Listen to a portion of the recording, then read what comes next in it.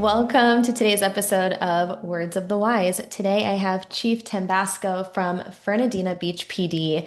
He has 30 years experience in law enforcement. Really looking forward to this conversation. Welcome to the show, Chief Tambasco. Thank you so much for being here today. Thank you. It's an honor and a pleasure to be here. Thank you. No, I appreciate it. I wanted to maybe start with a little bit of background into you. And, one of the things that was really interesting to me when we talked offline and, kind of had an introduction is that you really have an out of the box thinking with wellness, and it's something that's a priority to you. But your generation didn't really come from that type of thought process. And so I'm really interested to hear, how you got started and what your career has looked like so far to lead you to where we are today. Absolutely. I knew at an early age that I wanted to be in law enforcement. My first full-time law enforcement job was at 19 years old. Wow. And it was the second job I've ever had in my entire life. So this is all I've known. And when I got into law enforcement, it was, upon the heels of the crack epidemic and the combat and drug war that was going on. And we were taught to work hard.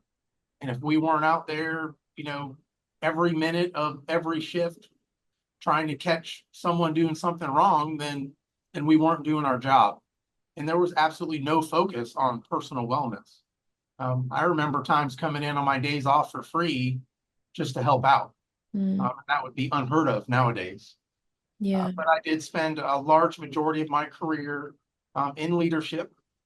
I spent several years in patrol and several years in a narcotics task force position, both with federal agents and with local agents. I originally started as a patrol sergeant and then ascended my way up to division captain with my previous law enforcement agency. And I retired there after 24 years and then came to my current agency as the assistant chief and now the chief. So I've had, a lot of experience in both a large urban area and a smaller, less urban border island area, which are totally different policing. But the job still remains the same and the hours are remaining the same. We started at 12-hour shifts when I was 19 years old, and I'm now 51, and we're still doing 12-hour shifts. Yeah. So I just think the emphasis on your work-life balance has dramatically changed. Yeah, it's interesting that you say that because I feel like I grew up in a similar, obviously a different career, but a similar environment of, put your head down, work as hard as you possibly can, and that's going to pay dividends, right? And so you were always thinking, okay, if I just like grind as hard as I possibly can, then, one day it'll pay off. And it was for me, I can speak from my experience, it was to my own detriment. I didn't focus on my wellness or boundaries or, taking care of myself. And I know that your generation did the same. There wasn't really a focus on wellness or a conversation around wellness. And I'm curious, coming from that space and experiencing that, how did that impact you personally? Now looking back, what were there any signs or any things that, maybe you wish were different back then that you now have perspective on today? Absolutely. I think there was a lot of self-sacrifice Yeah. throughout my career, especially in the early years, the first 15 years. And there was a lot of sacrifice on my family's part as well. Just working holidays and always volunteering to work when shifts needed to be covered and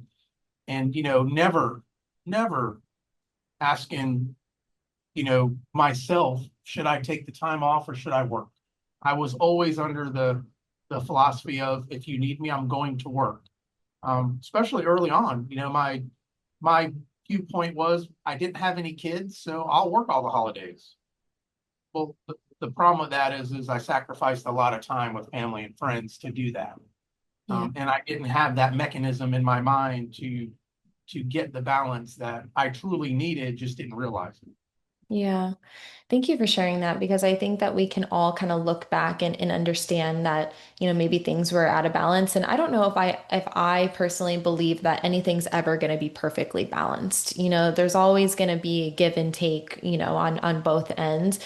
And one of the things I've thought about, and I would love your opinion on this because you spent the majority of your career in leadership.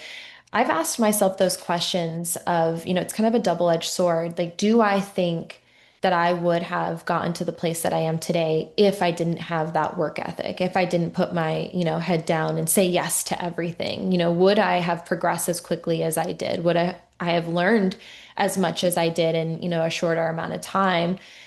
And I think the conclusion that I've came to is yes and no. I think that yes, I would have made it to the same point. Yes, maybe it would have taken me a little bit longer. I also think that I would have had some of the other aspects of my life more intact. And, I would have maybe not burnt out as quickly as I did because I definitely burnt out at certain periods of time. And so it is kind of that question, can you arrive at the same place? Can you arrive as quickly? Yes or no? And I don't know. Yeah, and I do agree with that. I think there is a yes and no answer to that. Hmm. Um, what I would say is your work ethic is not calculated by the amount of hours you're working. Mm, It's calculated by what you're doing in those hours. yeah. I can get the same amount of work done in 12 hours as I can in 24 hours. It's just prioritizing your time. And I think that's a big misconception, especially in the law enforcement field, is, I'm working all these hours, so that means I'm doing a good job. Well, not necessarily. You might be on the clock, but if you're not 100% there, then you're really not doing the job that we're expecting you to do. And that's where that decompression time comes in, and where you have to refocus. And that way you can come back to work and work and give 100%, because 100% of 10 hours is far better than 70% of 20 hours. Yeah. I like that a lot. Thank you. I think, and I agree. I think, reprioritization of time is so important. And I've had this conversation before, and it sounds like you agree that, you would rather have people doing the job who are well than people out there who are not, And so if we are burning ourselves out, if we're not sleeping, if we're not taking care of ourselves, what is that product that we can deliver? It's going to be far less than if we are. Absolutely. And a lot more agencies nowadays have, maximum amount of hours you can work in a 24-hour period. Yeah. Before, as I was coming up through the ranks, we didn't necessarily have that. Now the standard is usually 16 hours in a 24-hour period, which still is a lot of time. But as a leader, often you have to protect your employees from themselves. Mm, They're going to work as many hours as they can because they have families and they've got obligations, and some have a work ethic that says to them that they need to work as much as they can. But that's where departments enact those maximum hour rules to protect the employees from themselves. yeah. Interesting. What do you think is the most important leadership lesson that you've learned? I would say to listen to your employees and to make sure you're staying relevant and you're evolving. The things that we're doing in policing now is not the same that we were doing in 1995 when I started. So I think you have to evolve. And one of my favorite things to express to my employees is never accept the status quo. We can always improve. It doesn't mean we're doing things wrong. It just means that we can always improve. And if we continue to maintain that culture, we'll never stop evolving. And I think that's what makes us a great agency, is our ability to adapt and evolve. Yeah. I've talked about this before, but I think one of the best qualities to have is to have a growth mindset and a learner's mindset. I think as soon as we stop having the ability to learn, then we've fallen behind, and I think as we get older, and I've I've experienced this personally too, and I've also seen it in people around me. But as we get older, and the saying, you get kind of stuck in your ways, and you kind of have this one track mind of like, well, this is how I've always done it, and so this is the way that I do it. And I think that we're doing ourselves a disservice. And if we can have those moments of kind of stepping outside of ourselves and asking ourselves these questions of, is this the most productive? Is this the most effective way of doing this? Yes or no? Are there other ways of looking at this? Because there are always going to be different perspectives and, different ways that people are going to see other things. Are there different ways? Are there better ways? Yes or no? And I think if we're always asking those questions and we're always giving ourselves the opportunity to improve, and sometimes the answer is no. Sometimes you are doing it the best way in that moment, and that's okay too. But at least we're asking those questions of, is there a better way? Is there a different way? Absolutely. And I think, there's always an answer to that question. And that answer doesn't necessarily always come from you. It comes from your team. So you Yeah. have to be open enough and humble enough to listen to others. And that's what comprises a good team is everybody can't be on the same thought process. That's when you stop growing. It's the different thought processes, it's the conversations, it's suggesting actions and mulling them around between your team and coming out with the best answer to your outcome. Yeah, 100%. And, I think say what you will about the younger generation. And I think from what I understand, every generation is going to have an opinion about the younger generation, always. It's just something that always happens. Say what you will, but they are tomorrow's leaders, and they are a generation that values the why and thinking about things differently. And so, I wanted to kind of talk to you a little bit about how you're prioritizing future development within, the younger generation and your team. Yeah, we're very big into mentoring, and that's an initiative that I brought forth when I came here. I think there's valuable information and expertise that can be gained from listening to someone that's been in your shoes. Yeah. Um, and I also think that that person that's been in your shoes, they can also gain some expertise by listening to someone that hasn't been there and suggesting new ideas. For us, we have a mentoring program that's fairly strong here. We assign all of our new hires to a command staff person or a supervisor in the agency, and they meet once a month and they just talk about their career. And they talk about their personal life and how are things developing, how are things going. It's a listening ear for our new hires and our supervisors, and it helps both of them out, not just the new hires. And that's important because I've always said that my job is to train someone to take my job over someday, Yeah. and if that takes place, then I've succeeded.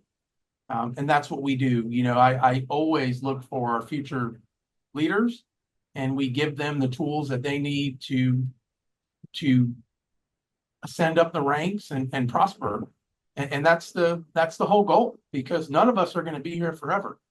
We Yeah. want to develop our leaders and we want to make sure that we leave the agency better than when we found it. And part of that is developing a leader to take over. Yeah, and I've thought about this before because I think sometimes, and this is what I've seen, I don't know if you can relate to this or not, but sometimes people will get to kind of the top and it's like they're trying to keep themselves there, and it's like I've made it and so I'm trying to protect this position that I have. And they think that if other people are doing things better or are, developing themselves, then it's like a zero-sum game. And for some reason that impacts them. And I actually have the same opinion as you is how can we train people to replace us that are better? I want someone one day to step in my seat too, in my career and my business who's better than me. And I think that if you can develop that person, then that adds to you and your wellness. It feels good to help other people. It feels good to see other people grow. And I think sometimes you see that where people are like building a moat around themselves and they're like, no one else come up around me because they're afraid of maybe losing their job to somebody else. But I really hope that one day there is someone who's in my seat who's better and smarter and, thinks differently than I do. And I really liked that you said that your mentorship program is a two-way street. We laughed a little bit about this in a different context, but when I was younger, I didn't really listen to my elders. I was like, oh, what do they know? They're old and, they don't see things the same way. And now, as I'm older, I'm like, wow, there's a lot of value in what they were trying to tell me. But I also think you're right. The reverse is also true. And I don't think we talk about that enough, that as we get older, we can learn from the younger people who see things differently. And I think sometimes we block ourselves from that and think that we don't have anything to learn from the younger generation. And so I like that you said that it's a two-way street for them to both learn from each other. Yeah, and I think a large portion of that is humility. Um, and the way I view it is just because, I've been fortunate enough to become the chief of police, that doesn't mean that I know everything. Doesn't mean that I always make good decisions. I tell our leaders all the time in meetings that we make decisions based off the information that we have at the time. And sometimes those decisions don't correlate well to the job description, but you have to let us know so we can fix it. Yeah. And that's where that open line of communication comes in. And as a leader, you have to be humble enough to be able to listen to someone tell you the decision you made just wasn't good and it's not working.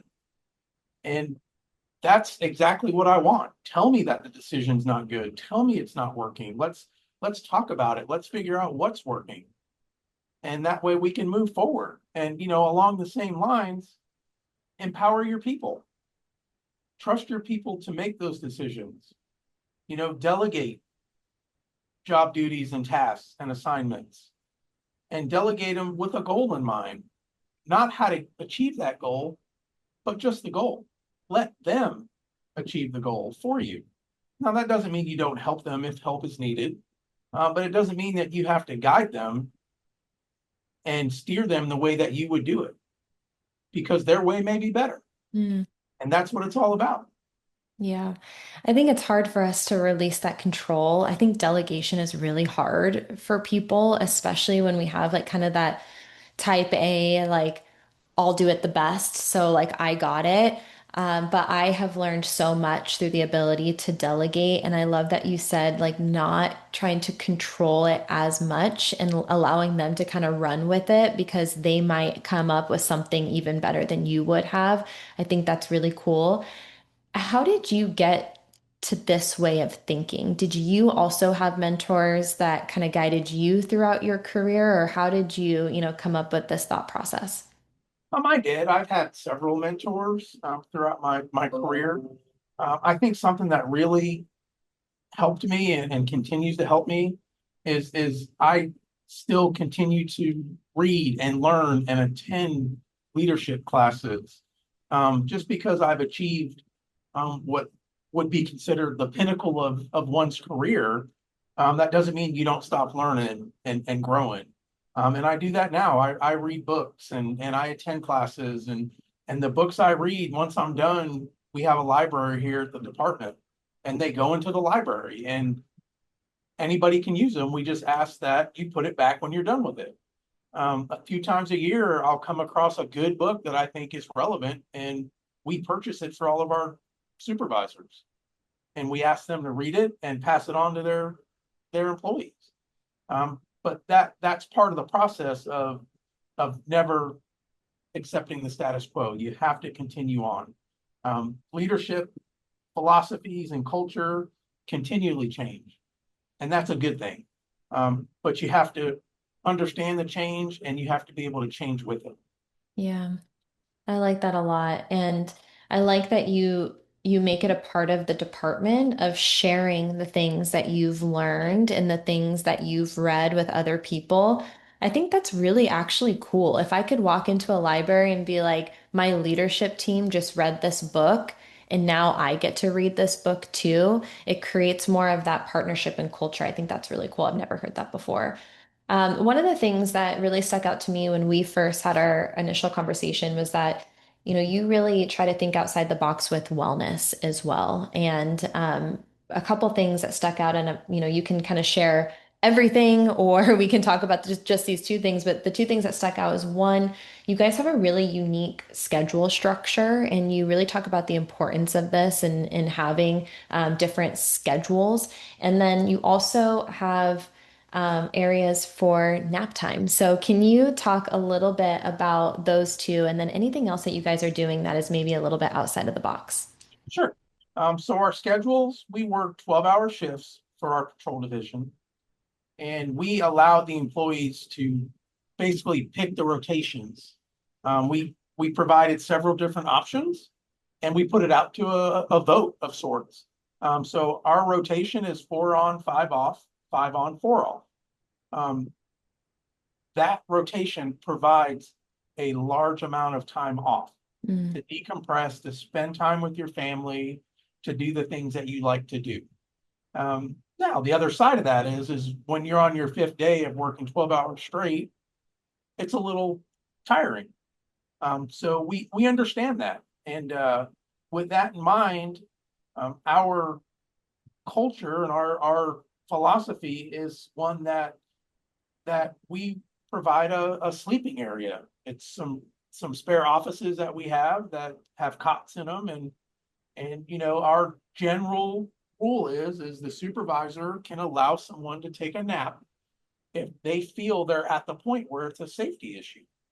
Now, with that being said, it's not several hours. It's a power nap, and we have that capability here, and most departments are not willing to take that step. But I think it's important. I think it's important for the supervisor to understand all of their employees and know them enough to have that conversation of, hey, you look tired today. You're acting outside of the norm. It's 3 in the morning. There's not much going on. Do you need to go take a quick nap? yeah. Yes, I do. Okay, go take your quick nap and then come back and give us 100%. So I think that's important. Also, we have some employees that travel, an hour away to their house. So if they're working over and they've got to turn around and do another shift, they can use those bunk rooms to sleep for 6 or 8 hours and not have to drive home tired. A Mm. long hour drive is boring, and it's easy to fall asleep after a 12, 14-hour shift.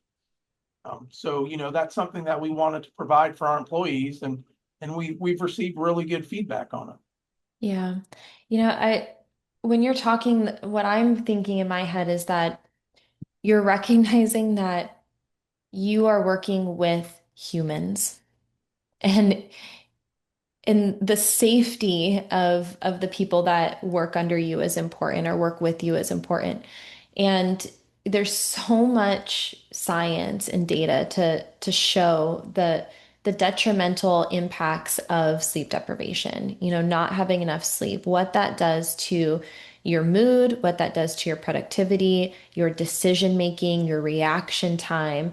And even to recognize, hey, we know that we have a lot of people who commute and we want to make sure that they're safe. And if they're too tired to go home, we're not going to make them go home. We're going to have an area for them to be able to sleep so that they're rested and safe to drive home. I really like that. And I'm curious, you said, a lot of agencies maybe aren't willing to take that step. Why do you think that this isn't something that is normal and something that's, implemented everywhere? I think it's a combination of factors, but I think the two driving factors would be one, because it's outside the norm, and that's not the way we've always done things, right? Which that type of mindset will block and not allow any new ideas to take place. And I think the second part of that is I think some governments and agencies are worried about backlash from the community.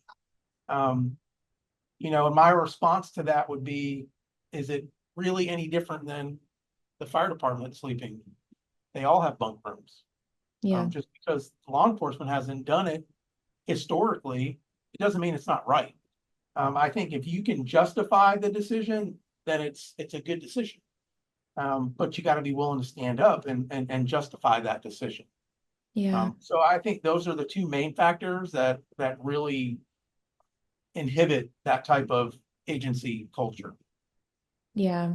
I like that you kind of circled it all back to, well, maybe that's just the way that things have always been done. And it goes back to what we said before of, are there better ways? Can we take a look at everything and ask those questions? Is there a better way to do this? Is there a different way to do this? What are some of the other, maybe I'm going to put them in quotes, but some of the other old school ways of thinking that either you're kind of currently challenging, some of the things that you're trying to work on for the future, or some of the things that you've challenged in the past? I think, another thing that we do, and it's definitely getting more prevalent, but we allow our employees to work out while they're on shift. Hmm. They get 45 minutes a shift to go to our gym. And we have a full-fledged workout facility that we invest a lot of money into, because it is a stress reliever. It is a wellness pillar. And we think that's important. So we're giving them not only the equipment to use, but also the time to use it as well. Um, and I think that is a huge positive factor that we receive back from the employees. Again, it goes back to the mindset of, we're paying you to work 12 hours, we expect you to work 12 hours. That sounds good, but that's never going to be practical. Yeah. Um, they've got to be able to relieve stress. You got to be able to be healthy. If you're not healthy, um, you're never going to be to the point to really give us 100%, and that's what we want. So we want to give you the tools for you to get to 100%, so we can gain that. We want the best of you every day, and we want to help you get there. So allowing people to decompress while shift, allowing them to, you know, take their lunch. We give paid lunches. A lot of agencies don't do that either. Now, with that being said, you can't take your uniform off. It's a paid lunch while you're sitting down eating. And you may have to end it early and go to a call, but you don't have that stress of eating so fast because you're sneaking in a lunch. And there's data out there that correlates to negative health with eating fast and not being able to digest properly. So we want you to not be stressed about going to eat lunch or dinner or breakfast or whatever it is that you do while you're working. So I think that's also an important factor. Yeah. Um, Also micromanaging, so with technology, we have GPS capabilities and all the good stuff. But we don't want our supervisors calling up their officers and asking them why are they at Starbucks for 22 minutes, right? Because again, that's an added stressor that's just not necessary. Now, if there's calls holding and the officer's not leaving Starbucks, well, that's fine for the supervisor to call them, but we have to allow them to be autonomous. And I think that's a mindset that is hard to achieve, especially with new supervisors, because they want to prove, their worth and their capability. Yeah. And it's just it kind of circles right back to mentoring. You have to show the new supervisors exactly what you expect from them and how you want the agency culture to be pushed out. Our culture is, we're not going to micromanage, and that's the culture we want. But if we never push that out to our new leadership, then how do you expect them to understand it and follow it? Yeah. I wrote a few things down and I kind of wanted to outline this because, as you're talking, it sounds like you really try to empower your team, support your team, develop your team, encourage and mentor your team. And I love that you came back to the why, because I think sometimes we get lost in the what. We talk about all of these things, but if we can come back to the why is this important? You're doing all of these things to empower your team, support your team, encourage your team, mentor your team, but why? What is the why beneath it? And you already said it, but I was hoping that you could, maybe restate what is the why? Why are you doing all of these things? Because, I'm looking at it from a viewpoint of an agency that's not built on your typical structure of hierarchy, but an agency that's built on teamwork. And I think that's important. With teamwork, everybody has buy-in. Mm, And once you have buy-in, it becomes yours. It's your decision. It's your agency. And that really allows an individual to develop and prosper. And you know, we talked a little bit about humanizing the badge. Well, the other side of that is if you have police officers and employees that just accept direction and instructions, they're not much different than a robot. They're not autonomously thinking and making their own decision. And we want them to do that. We want our professionals to be professionals. Now, in chaotic situations, yes, there's times when orders are going to be followed and be given, but that's a very small amount of time. The majority of the time, we want you making your own decision and being a professional and going out there and really acting as a steward of our profession. And that's what we want. And part of that is empowering and leading and educating and and giving your personnel the tools that they need to develop. And that's big. It's big and a lot oftentimes it's overlooked, the value of it. yeah, and I think that to your point, when there's buy-in, there's action, and when there's action, there's progress. If you are in an agency or an environment where no one's bought into anything, then they're not going to do anything, right? They're not going to want to take those steps for themselves, whether that's professionally, personally, whether that's with their own wellness. And so once there's buy-in, there's action, and with action, there's progress. And then I would argue that with progress, there's longevity, because now as we start to learn and grow and develop ourselves and make progress, that impacts our wellness, and we're not burnt out. We're continuing to grow and to move forward. Oh, absolutely. I 1,000% agree with that. Thank you. My last question for you is for the younger generation, and you've already given a lot of really good insights, but what words of wisdom would you share with someone who's earlier in their career? Maybe something that you wish that you would have known earlier, or something that's helped you along the way. I would give two pieces of advice. First piece being be cognizant of yourself and your wellness. That's extremely important. Yes, be a good employee, do a good job, but take the time to be the best you that you can be. And that includes decompression time. My second piece of advice would be don't be scared to ask why. If you don't ask why, you'll never learn. Mm, And that's important. You have to be able to learn to become a leader.